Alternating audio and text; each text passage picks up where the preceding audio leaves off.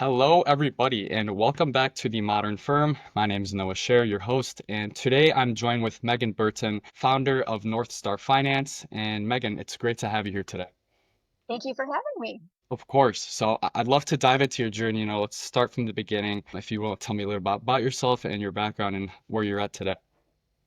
Well, if I was to start at the very beginning, I would have to tell you that I have been in charge of money for someone's money since the beginning of time, whether it be at the neighborhood lemonade stand or fifth grade student council. I've always been really interested in counting the money and tracking it and watching, figuring out what we're going to do with Yeah. it. So, but from a career standpoint, I did enter into corporate America, and I spent a number of years there working in many different roles within finance and accounting. And reached a point where I felt like I had more to give from a decision making standpoint. And in corporate America, I just felt pigeonholed with whether I was in accounts receivable or accounts payable, or I just didn't feel like I was able to help make decisions for the company as a whole and see like the whole picture at one time. So I started playing around with the idea of going off and working more with small businesses. And at that time, I actually was in a really bad car accident. So I had to step away from work to begin with. So I started as a freelancer doing some bookkeeping. And as people heard of what I was getting into, word of mouth just started bringing more and more clients. And before you knew it, I had to hire some additional team members, and the team just kept growing and growing. And now we're a team of 10, including myself. And we we help clients make everyday decisions, and we help them with all their accounting needs, anything from, accounts receivable, accounts payable, payroll. But at the end of the day, we're able to step back and look at the big picture and really help our business owners make decisions on where they want to go next or what steps to take in order to meet their goals. Totally. Yeah. That's a bold move, especially because a lot of people, they just want to stay comfortable and not start their own thing. So I respect that. And when you launched North Star, what was the biggest thing that maybe, caught you off guard or something like your biggest lesson that you learned along the way, something that, maybe no one warned you about? We grew a lot faster, or I say we. I initially wasn't sure that there would ever be a team. I thought it would just be me for the most part. But I grew a lot faster than I expected. And a good problem to have. Right. um, but what I would say was something I learned though is that very, very quickly my business did not fit my business model or what I had been planning. And I had to go back and just redraft what my plans were and what the goals were and how I was going to get there. So I learned pretty quickly that your initial plan is not set in stone, that it needs to be flexible. You need to be able to adapt to it, change with it, and kind of make changes as you go along. Yeah, absolutely. I mean, that's business as a whole. You got to adapt, right? We always have a plan, and it sounds so great in our head until something doesn't go according to plan, right? I'd like to kind of touch into the controller aspect, and a lot of people that we speak with, they don't know what a controller is. From your experience, what is like the real role of a controller, especially, when you're dealing with small businesses?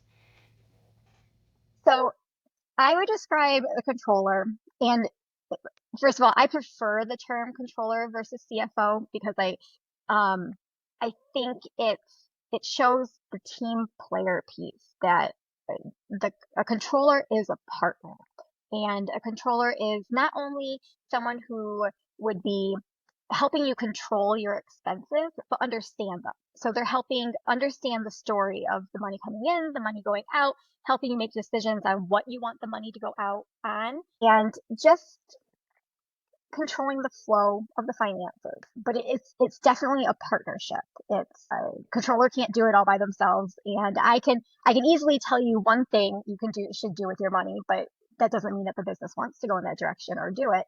Um, it's a team effort. I feel like a lot of people, underestimate the strategic part of the controller role. That it's not, just about keeping the books clean or whatever. So you've been deep in like the corporate finance world and everything, like you touched on, your engineering finance, consolidation, everything like that. How has that shaped the way that you run your firm now? What lessons, have you learned along the way, or how do you implement that into your business? So the big lesson that I learned is unless you understand your end-to-end process, you're not going to go very far. Yeah. So in the corporate world, again, going back to, I never liked being in a silo. There's people who touch the process before you. If you are working in a very, very specific department, there's people who touch the process before you. There's people who are going to take what you touch and work with it going forward.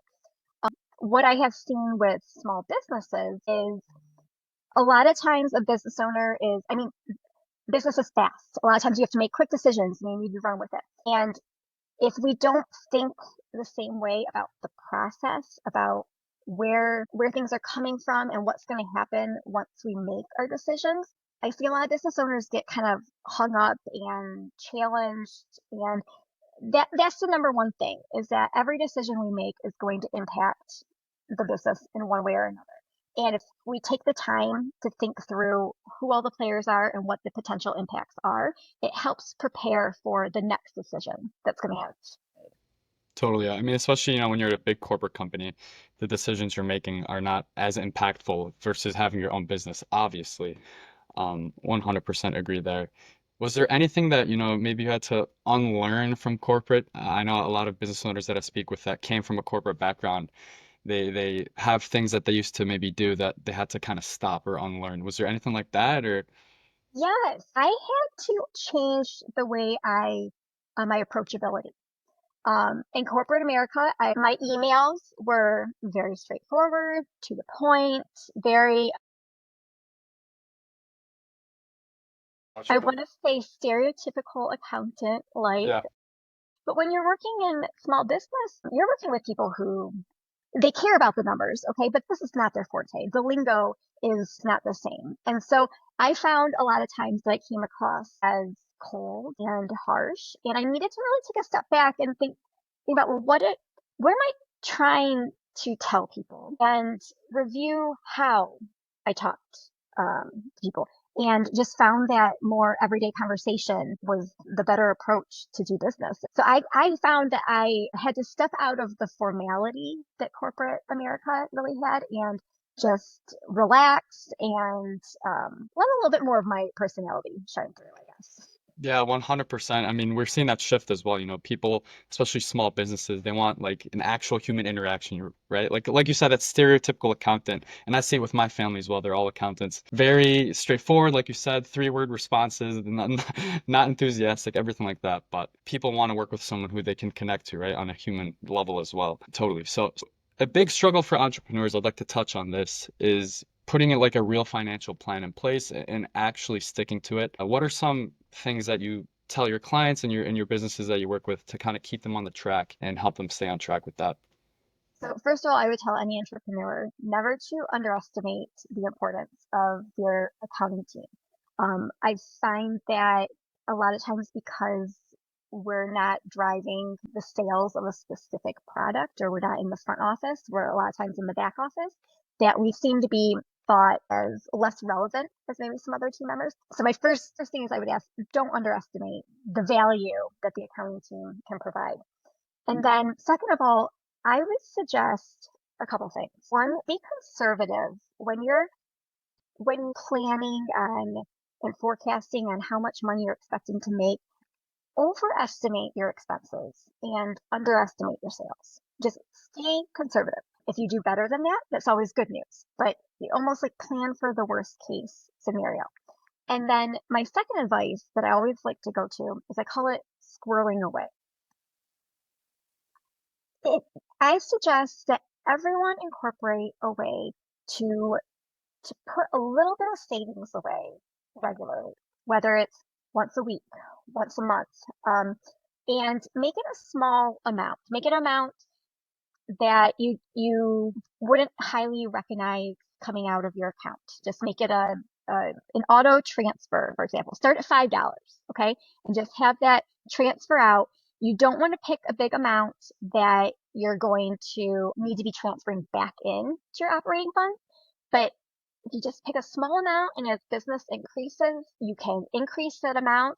And that way you're constantly reinvesting into yourself in the business. And you've got that savings for a rainy day. And maybe you don't touch it for a year. Maybe you just forget about it. It adds up. And maybe one day it ends up being an owner payout or um, whatnot. But that that would be my advice to do is Totally. kind of work that into your rapport.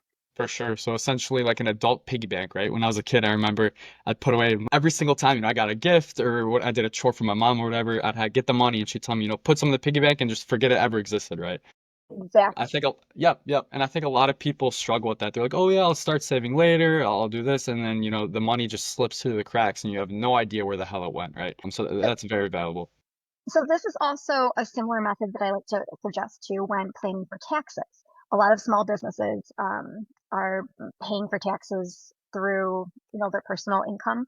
So, and they're paying themselves through pay owner distributions versus a payroll. So again, we squirrel away a little bit of money to cover the taxes, and then by the time we come to our quarterly estimate, we have a pot there that we're ready to pull from. So it can work in a number of positive ways.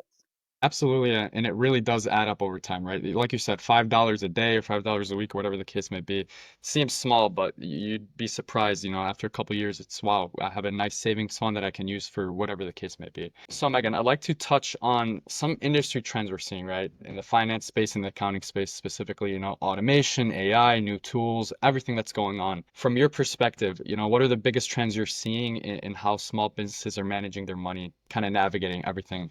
If you are seeing a change. Yes. Okay. So going back to my earlier comment is I think what I'm seeing is that a lot of business owners are getting really excited by the AI opportunities that are available and are quick to want to automate, and accounting seems to be thought of as the first thing that can be automated and that AI can take over. Now, I am all for working smarter, not harder. Okay, so I think that the direction that we're going with AI has a lot of benefit, but I don't think it can take away the place of someone who truly understands your business and is watching out for your best interest. Too many times, so my team and I are starting to dabble with all the different AI options available to see how we can use them, how can we incorporate them. And too many times I'm having to stop everyone and be like, but that's not right. Just because AI said to do it this way, that's not right. We have to step back. We have to understand the business. We have to understand the intentions and objectives that our business owners are trying to reach. And if you don't do that, we're going to miss out on tax savings or we're going to misrecord something. And the business is the one that's going to not reap the rewards. Yep. I could not have said that better myself, honestly. And that's the biggest concern, that when we speak with owners about AI and everything around that conversation, there's this huge fear that people have and also a huge excitement, right? Some people are so excited, hey, we're going to automate everything in our business and we don't have to do a single thing and it's going to make us so much money, everything like that. That's not feasible. And also at the opposite end, we see a lot of people who are so scared of AI and new technology and they don't want to, leverage it as a tool. And like you said, it is not ever going to replace the accounting profession or get rid of that advisory, someone who needs like a human touch, right? So that is never going away. All AI can do is, it can automate some workflows, it can help you in a lot of different ways, but it will never replace the need for a human accountant and a human advisory piece. I actually had a real life example where I had a client come to me one day and say, "Okay, we're gonna do this via AI. Like we got this. Like we had my team and I had come in, we had cleaned up all the books, we had everything working so well that it looked as if it was the simplest process. And I kid you not, within 4 days, that client came back. I got a phone call and said, okay, maybe not. You jump back in here. Let's get things cleaned up and back and moving smoothly. Totally. Yeah. I worked at an accounting internship a couple years back and they had this, this new AI system that they were using for the interns to kind of help them do the tax returns and whatnot. And it was like this foolproof system and everything, but we still had to manually check every single one and there was mistakes 60 to 70% of every single one, right? They were missing, the AI was missing certain things. So unless maybe 30 years from now it'll automate everything, I still doubt it then, but for Right. now it's going nowhere. That's my point is that it could get better. And it probably will with all the technology that we have. it seems to improve, and the logarithms will get more and more precise. And but there's still something about, I don't think AI will ever be able to fully understand the goals of the company and some of the true intentions behind the business decisions that are being Yeah, made. 100%. And on top of that, Megan, I don't know if you've seen online, there are these fully AI bookkeeping services, right? Where it's like get rid of your bookkeeper and just go with this 20.99 a month AI. People don't want to do that, right? They want someone who knows what they're talking about, someone who has experience, and not just to rely on an AI that who knows where it's getting its Yeah. information from, right? So that's one of the things that I pride myself, that my team and I like to think is special about what we do is, I don't think that there's any one accounting process that can apply to everybody. I don't believe in like a off the shelf box accounting system. Every business is different. You have unique processes, and I don't think that AI is ever going to be able to truly cover all of the needs that each individual business is going to need from an accounting standpoint. Absolutely. Yeah. I mean, even my firm, what we do is we help, accounting, tax, bookkeeping firms find a way to implement AI into their business. But we tell every single firm owner that we work with from this jump that we're not here to, automate your entire firm because that's not possible. We'll help you, if you need help with certain workflows or, marketing or anything like that, that's where AI can be helpful. But some people have this idea that it could just completely replace their firm, which is just never going to happen, in my opinion. So can I ask then, when you're looking at different companies' processes, is AI often the solution for process efficiency? Great question. And it honestly depends on the firm, right? So I'm working with this one firm in Italy right now, this Italian firm owner. He has 30 bookkeepers that he wants to, get rid of 5 to 10 of them and implement some automation. So I told him from the jump, hey, we're not going to be able to fully automate your bookkeeping. That's just not possible, right? You need someone to make sure that things are not going wrong and everything like that. So I told him what we could do is implement some tools to automate some of the workflows, but then you're still going to have to keep a lot of your bookkeepers to just oversee that and make sure that it's working correctly and everything like that. So we're able to remove, 5, 6 of his mundane staff, but he still needs to keep his core to, keep the human touch and make sure that there's not mistakes because AI is not perfect. So it honestly depends on the firm and whatever angle they need, if that makes sense. Going back to the very beginning of our conversation, Yeah. just kind of rings a bell that when we said that one of the biggest changes I had to make from corporate into working with small businesses is I had to lose some of that robotic response tendencies as a human. So if that was something that I as a human had to learn too, I just can't see how even AI is going to be able to check every single box. I can't. Yeah, I cannot agree more. Like we've been saying, that human touch is always going to be there, especially because people, small businesses, they want to go to a trusted advisor, someone who has experience. That is the biggest thing in my mind. I don't see a world where a small business is going to just choose some random AI software to over a bookkeeper, over someone, an advisor, a financial advisor, a controller, anything like that. I think that they will start to shift towards firms and people who are leveraging AI as a tool, yes. But to say that it's going to get rid of those roles is just unrealistic. The partnership is too valuable. Yep, yep. So Megan, moving forward, I'd love to kind of ask you a question about your experience and everything. So with everything you've done, right, big corporate jobs to now building a firm, you've seen kind of both sides of the coin per se. So what is though, if you had to give one piece of advice, to a small business owner who's watching this, who's struggling with their situation, they're unclear with everything, what would you tell them is the first thing that they should do? Take a time out. Take My advice would be, just take a time out. What I have learned personally and what I have helped with is that decisions that you make today do not have to be the decisions that you make tomorrow. And you can change, and changes will, we talked about too, that there's an impact to every decision you make too. So if the business isn't going the way you want it to right now, take a pause, determine where you want to go, and then start thinking through what different decisions you are able to make, what you have control over. Let's think through the impact that they would have on your business. Again, going back to understanding the end to end process, which decisions are going to make the impact that you want to have. Just start making change. Yeah, absolutely. So, my father used to always tell me, and this is a corny, I'm going to call it a mom joke, okay? But he used to always tell me, change is good, but dollars are better. Yeah, that's true. Change That's is true. good, but yeah, everybody wants the We dollars. want to make money, right? No, that's very valuable advice. I wish more people would hear that. I feel like a lot of, firm owners, even the ones we speak with, they tend to, slack behind and maybe fail because they're just scared of taking action and kind of, just taking the leap and doing something and making a change to put themselves in a better situation. So that's very valuable advice. Megan, thank you so much for coming on and sharing your story. It's been amazing hearing everything from 0 to 100. So before we wrap up, what's, the best place for folks to reach you at if they want to connect with you or learn more about your business? Sure. We're on LinkedIn and Facebook, but otherwise you can go directly to our website at northstarfinanceco.com and get in touch with us there. Perfect. I'll make sure to drop everything in the show notes. And last question, where are you taking North Star in the next few years? What's your that?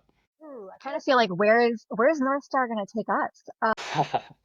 We're growing. We have not yet had to market our services because word of mouth has been so great. So right now the goal is to get our team ready to start really increasing our services and really get involved with helping our fellow businesses make decisions. Awesome. So anyone who's listening, a small business owner who's maybe struggling with their financial situation and needs kind of some guidance, I want you guys all to go check out Megan and give her a holler. She'll definitely help you out. Thank you, Megan, again, and we will see you guys in the next episode. It's been a pleasure. Thank you. Thanks, Megan. Of course.